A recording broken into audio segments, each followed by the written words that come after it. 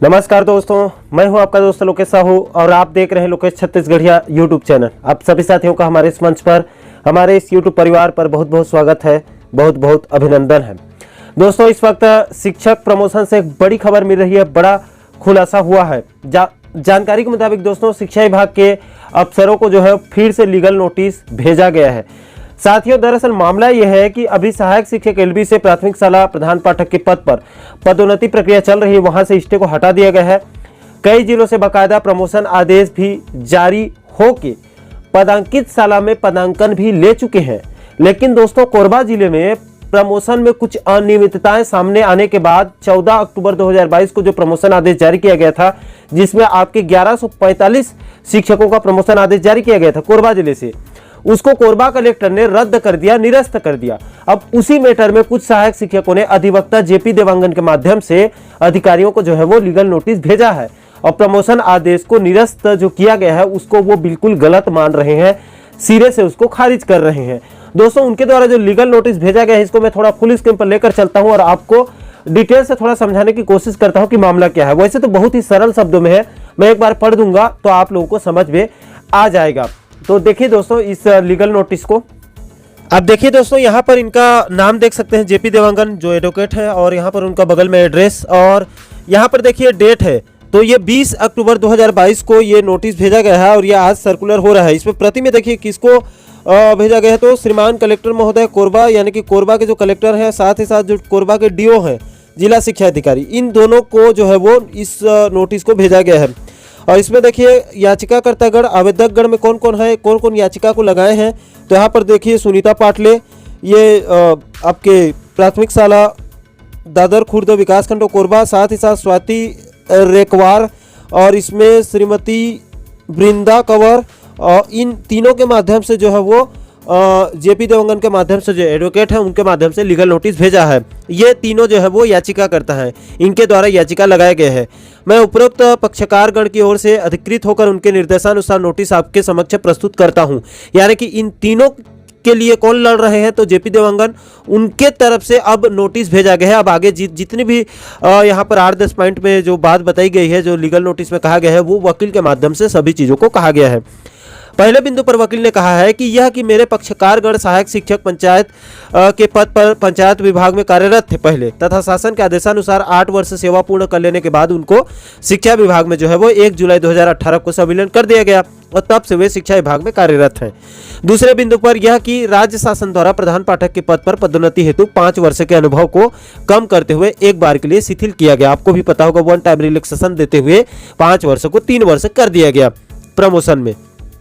तीसरे बिंदु पर यह कि उसके बाद विभागीय पदोन्नति समिति की अनुशंसा के बाद दिनांक 14 अक्टूबर 2022 को मेरे पक्षकारगण को हेडमास्टर प्राथमिक शाला पद पर पदोन्नति कर दिया गया। कब किया गया? 14 अक्टूबर 2022 को, इसी अक्टूबर महीने में, कोरबा जिले में।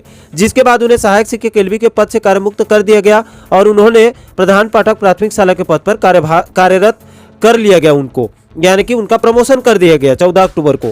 चौथे बिंदु पर यह कि अचानक माननीय कलेक्टर के द्वारा पदस्थापना में विसंगति पाते हुए पदोन्नति सूची को ही निरस्त कर दिया गया, जबकि मेरे पक्षकारगण की पदस्थापना उचित तौर पर की गई थी एवं यदि कुछ मामले में विसंगति भी पाई गई होगी तो केवल उनकी पदस्थापना को ही निरस्त करना था। किंतु इस प्रकरण में पूरे 1445 शिक्षकों की पदोन्नति को निरस्त कर दिया गया। जी हाँ दोस्तों, एक साथ निरस्त किया गया है कोरबा जिले में सभी 1445 लोगों का, जबकि पदोन्नति में विसंगति का कोई आरोप नहीं है एवं मात्र पदस्थापना में त्रुटि से पदोन्नति गलत नहीं हो जाती है। यानी कि दोस्तों, इन वकील के द्वारा कहा गया है, इस वकील के द्वारा, कि आपके जो है वो पदोन्नति में विसंगति का कोई आरोप नहीं है, मात्र पदस्थापना में जो है त्रुटि की गई है, पदस्थापना में त्रुटि हुई है, इसीलिए आपके द्वारा पूरे पदोन्नति प्रक्रिया पदोन्नति को जो है वो निरस्त करना गलत है, कहा गया है।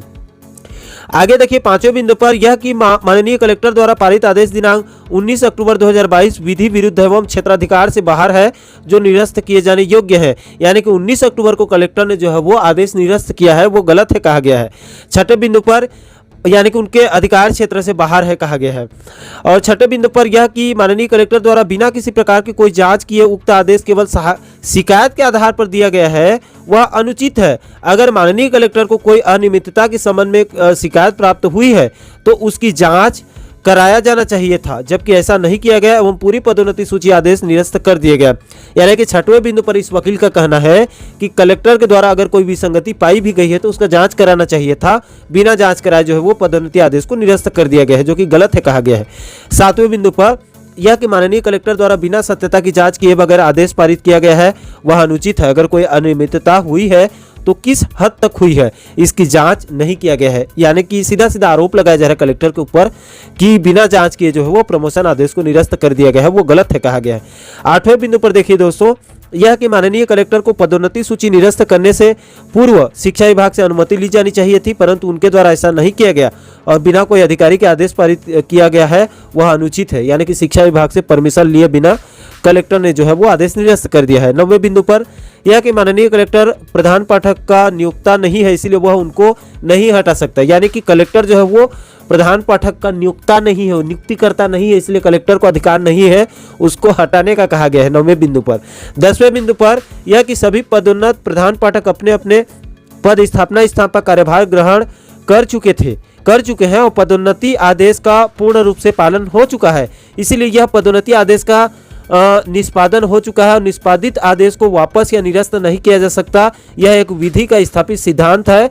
इस पद भी माननीय कलेक्टर द्वारा विचार नहीं किया गया कहा गया है।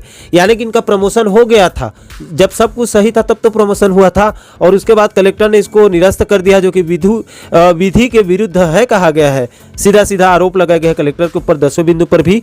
11वें बिंदु पर देखिए, यह कि प्रधान पाठकों को पूर्व की पद पर वापस भेजने के पूर्व न तो याचिकाकर्तागण को कोई सुनवाई का मौका नहीं दिया गया, जबकि विधि का यह स्थापित सिद्धांत है कि किसी भी कर्मचारी को बिना सुनवाई का मौका दिए पदोन्नत नहीं किया जा सकता। यानी कि दोस्तों इसमें कहा गया है आपके 11वें बिंदु पर कि प्रधान पाठकों का जो है वो प्रधान पाठकों को पूर्व पद पर वापस भेजने के पूर्व ना तो याचिकाकर्तागण को कोई सुनवाई का मौका दिया गया। यानी कि कहा गया है सीधा सीधा इसमें कि उनके पक्ष को नहीं सुना गया है और जो है वो प्रमोशन आदेश को निरस्त कर दिया गया है, जो कि अपने आप में गलत है। कहा गया है कि उनके पक्ष को भी सुनना था, जिन लोगों का जो है वो प्रमोशन आदेश को निरस्त किया गया है उनके पक्ष को भी एक बार सुनना था। किसी भी कर्मचारी को बिना सुनवाई का मौका दिए पदोन्नति नहीं, उनको जो पदोन्नत नहीं किया जा सकता, यानी कि उनके पदोन्नति आदेश को निरस्त नहीं किया जा सकता है, यह कहा गया है।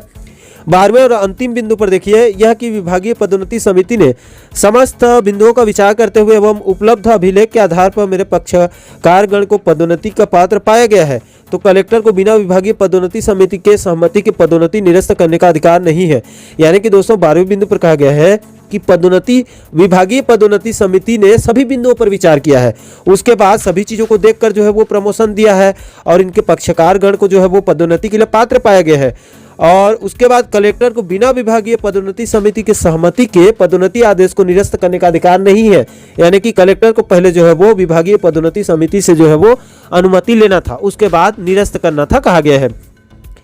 पदोन्नति समिति Chhattisgarh school education service education and administrative cadre requirement and promotion rules 2019 यानी कि 2019 के पदोन्नति सीधी भर्ती नियम के नियम के तहत गठित है एवं उक्त नियम में कलेक्टर को पदोन्नति निरस्त करने का कोई अधिकार नहीं है। इस कारण मेरे पक्षकार गण की पदोन्नति आदेश निरस्त किए जाने योग्य नहीं है। यानी कि सीधा सीधा जो है दोस्तों 2019 के पदोन्नति नियम का हवाला देते हुए इनके वकील ने कहा है कि इस नियम के मुताबिक कलेक्टर को कोई अधिकार नहीं है कि वो प्रमोशन आदेश को निरस्त कर सके, फिर भी उसने निरस्त किया है कहा गया है। अतः आपको सूचित किया जाता है कि विभागीय पदोन्नति समिति के अनुशंसा के आधार पर पारित पदोन्नति आदेश दिनांक 14 अक्टूबर 2022 को बहाल कर मेरे पक्षकारगण की पदोन्नति निरस्त करने का आदेश वापस लेवे और मेरे पक्षकारगण को पदोन्नति पद पर कार्य करने की अनुमति प्रदान करें। अन्यथा मेरे पक्षकारगण माननीय उच्च न्यायालय में संविधान के अनुच्छेद 226 के तहत कार्यवाही के लिए स्वतंत्र होंगे, जिसकी समस्त जिम्मेदारी जो है वो आप स्वयं होंगे। यानी कि सीधा सीधा कलेक्टर और कोरबा के जो डीओ है उनको कहा गया है कि 14 अक्टूबर 2022 द्वारा जो आपने पदोन्नति आदेश को कहा गया है कि 14 अक्टूबर को जो पदोन्नति आदेश जारी किया गया था उसको आपने निरस्त किया है, उसको बहाल करो, नहीं तो जो है वो संविधान के अनुच्छेद 226 के तहत आपके ऊपर कार्रवाई की जाएगी। आपको जो है बिलासपुर हाई कोर्ट में जो है वो लड़ा जाएगा सीधा सीधा, और जो भी होगा वो उसकी समस्त जिम्मेदारी जो है वो आप लोगों की होगी। यहाँ पर दिनांक देखिए 20 अक्टूबर 2022 की, स्थान बिलासपुर, और यहाँ पर उस अधिवक्ता का हस्ताक्षर देखिए जेपी देवांगन जी का, हाई कोर्ट ऑफ छत्तीसगढ़ के ये वकील हैं। और इसको सूचना के लिए देखिए स्कूल शिक्षा विभाग के सचिव, साथ ही साथ डीपीआई के डायरेक्टर, इसके अलावा जो है बिलासपुर के जेडी, इन तीनों को जो है वो सूचना दे दी गई है, आगे भेज दी गई है। तो यह है दोस्तों पूरा मामला। साथियों आशा करता हूं इस वीडियो के माध्यम से जो लीगल नोटिस भेजा गया है शिक्षा विभाग के अधिकारियों को, साथ ही साथ कलेक्टर को, इसको आप अच्छे से समझ गए होंगे। साथियों इस पूरे मुद्दे पर आपसे एक ही सवाल है, क्या कलेक्टर को यह अधिकार है कि शिक्षकों के प्रमोशन को वो आदेश को निरस्त कर सकता है या फिर नहीं? इस पर आपकी क्या राय है, आपके क्या विचार हैं? क्या कलेक्टर ने जो आदेश निरस्त किया है कोरबा जिले से वो सही है या फिर गलत है? नीचे कमेंट सेक्शन में अपनी प्रतिक्रिया आप साझा जरूर कीजिए। और साथ ही साथ दोस्तों शिक्षक प्रमोशन से जुड़ी पल पल के अपडेट को बारीकी से समझने के लिए हमारे इस चैनल को आप सब्सक्राइब जरूर करिए, ताकि हमारे सभी नए वीडियो का नोटिफिकेशन आप लोगों तक तुरंत पहुंच सके। दोस्तों इस वीडियो में फिलहाल अभी के लिए इतना ही, मुझे दीजिए इजाजत। मैं मिलता हूं आपसे एक और महत्वपूर्ण मुद्दे के साथ, महत्वपूर्ण टॉपिक के साथ। तब तक के लिए जय हिंद, जय छत्तीसगढ़।